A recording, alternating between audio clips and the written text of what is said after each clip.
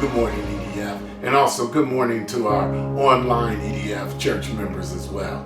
As you can just see in that video, you can't quantify risk that we take every single day. But what I would want you to realize is when you take a risk and you are pursuing Christ, that risk becomes a whole lot less. Doesn't mean you're not going to go through things. Doesn't mean things won't happen. But it does mean there's a reward on the other side of the risk that you're taking. And so, without further ado, let's just get into the message. 2 Kings, the 7th chapter, starting at the 3rd verse. It says, "Now there were 4 men with leprosy sitting at the entrance of the city gates." I don't know if you've ever felt like you've been between a rock and a hard place. When you ultimately know that you are sitting somewhere in your life that you truly are, there's no joy, there's no peace. You might even say, how I got here, I certainly didn't use the wisdom that I needed to use. Last week we talked about heart lock, and heart lock is important to this as well. Heart lock is normal, as I told you last week. Many of us, when we go through things, we really don't want to trust God because we're hurting. The other thing that I want you to see with this heart lock is who you're hanging with again. Because the Bible clearly shows us that there are 4 lepers and they're all sitting in the same place. One of the things that you need to look at, if you ever want to think about taking a risk and taking a chance with Christ in your life, look around you. Are there other people around you that are leprous? Are there other people that are around you that are not moving, are not going anywhere? These are one of the signs that you need to look at before you would decide to take a risk. I would also say, if you're surrounded by a bunch of people who are going nowhere and are doing nothing, the truth is you're in that rock and a hard place. Why? Because when you hang around people that aren't going to do anything, you start taking on the same mentality as they have. Remember, we always said this terminology, birds of a feather flock together. And so you have to be careful who you are hanging with. Sometimes when life is good, we don't even want to take any risk. So some of us can look around to the people we hang with, and maybe if you're comfortable with your job or comfortable with your finances or just comfortable with your life, you can look around and you can say, why would I take a risk on God when I'm so happy where I'm at? But I promise you, when you belong to Christ Jesus, at a certain point in time in your life, you're going to hit that proverbial rock and hard place. But look at what they say. They look at each other and they say, why should we sit here waiting to die? You know, many times you have lots of people who run their mouth and don't do what I would say a daggone thing. They run their mouth and they never do anything. I have a friend who tells me all the things that he has and all the things that he's doing. But I know the truth. You're just talking. You don't have any of the things that you say. But it gets to a certain point, you just tolerate people like that in your life and you just don't even say anything. But I'm sick and tired of people talking about what they're going to do. When you're stuck in a place, you can't just keep talking. At a certain point in time, you got to get up and move. There's an interesting quote. Failure is the condiment that gives success its flavor. This means just what it says. You cannot have success without understanding what failure is. Many of us who stay in failure don't even understand what success is. But I will tell you this. You must have failure to be able to even respect or to embrace success. You must have some failures. Let's go on. Look at verse number 4. We will starve if we stay here, and we will starve if we go back to the city. So we might as well go out and surrender to the Armenian army. If they let us live, so much the better. But if they kill us, we would have died anyway. I don't know who I'm talking to, but I may be talking to somebody is, what do you have to lose now?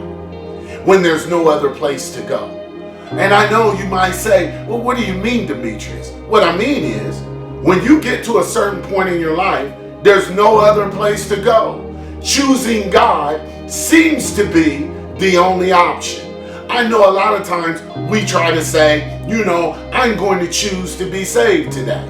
I'm going to choose to give my life to Christ today. But the scriptures clearly say, you didn't choose me, I chose you. And when we look at the story of Paul, we will find him walking down a road, doing his own thing. And the next thing you know, he gets struck down and he's blind.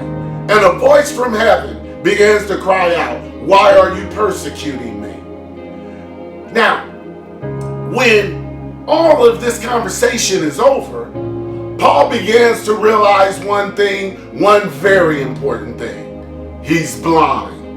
And God began to speak to him and tell him, go to the city. I'm going to send somebody there to talk to you when you get to the city. Now I know some of you say, well, he had a choice. He could have just went back home where he came from. He could have let the people that was with him just lead him back to his house.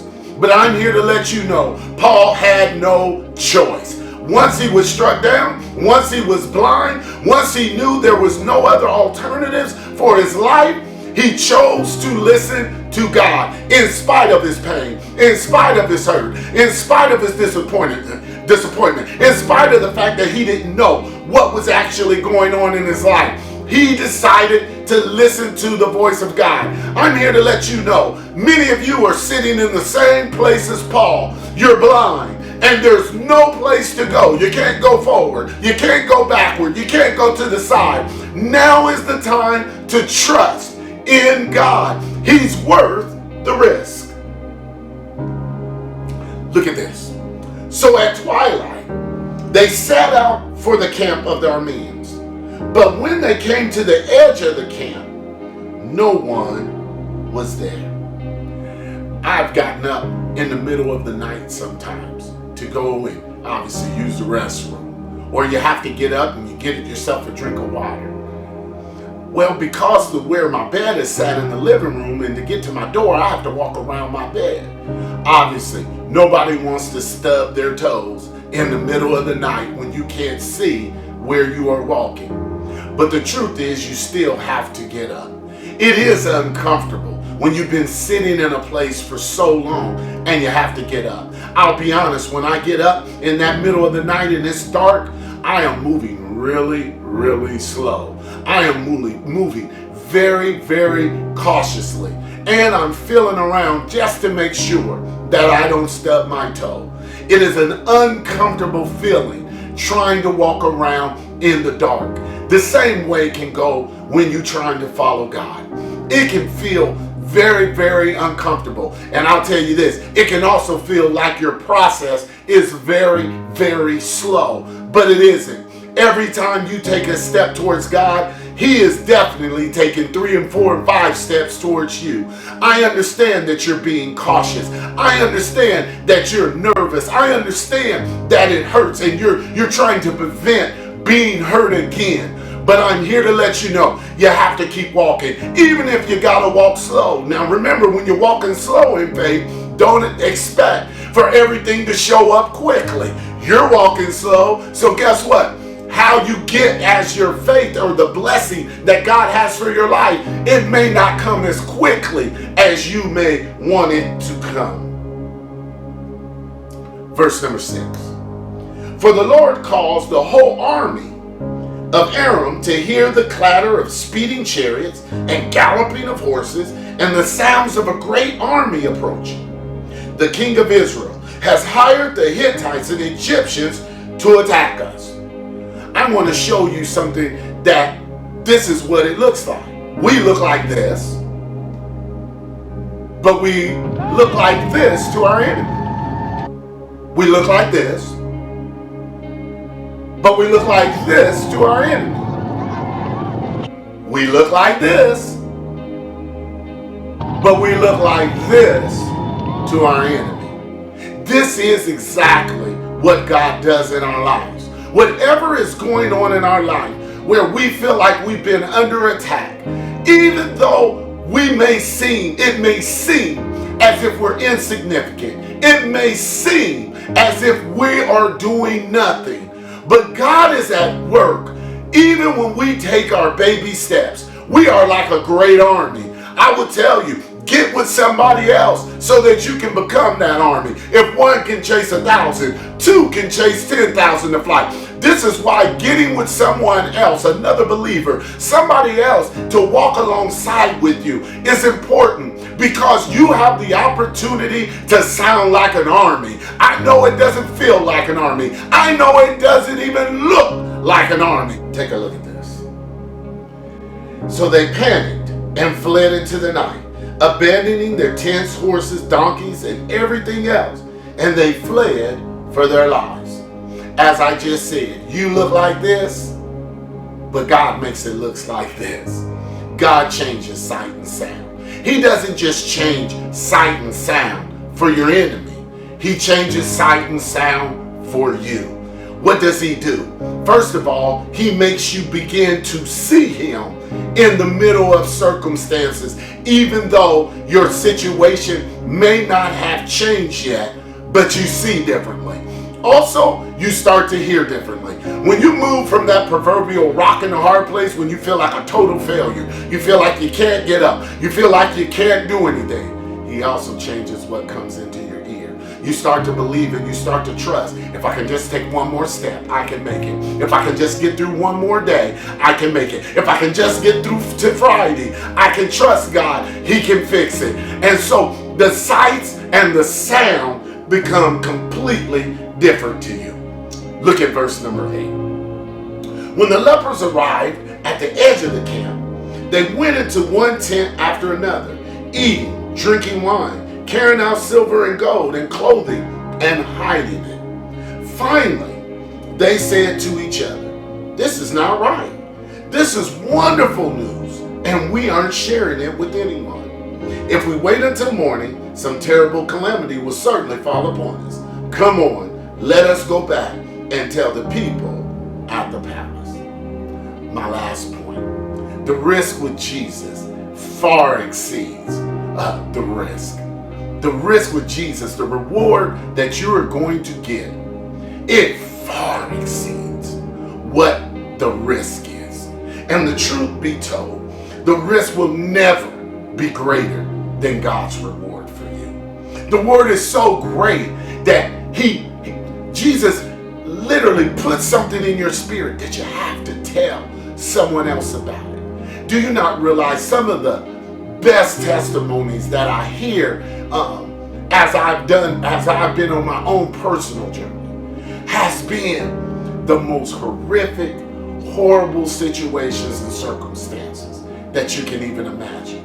And then God brings them out. I'm here to let you know, I don't know what your circumstance is. I don't know what your situation is. I do know this. God can bring you out. And God is well worth the risk that it's going to take. Now, you're going to have to get up. It's going to be uncomfortable. You're going to have to look at the people that are around you. You can't just keep talking. You got to move. But ultimately, the reward becomes way greater than the risk. There's an old song that we used to sing in the church when I was a kid. And we used to sing it, and it would be like, somebody told me of the joy that they had. Somebody told me that in sorrows they would be glad. Somebody told me that they were bound and now they're set free. I didn't think it could be until it happened to me. God is worth the risk.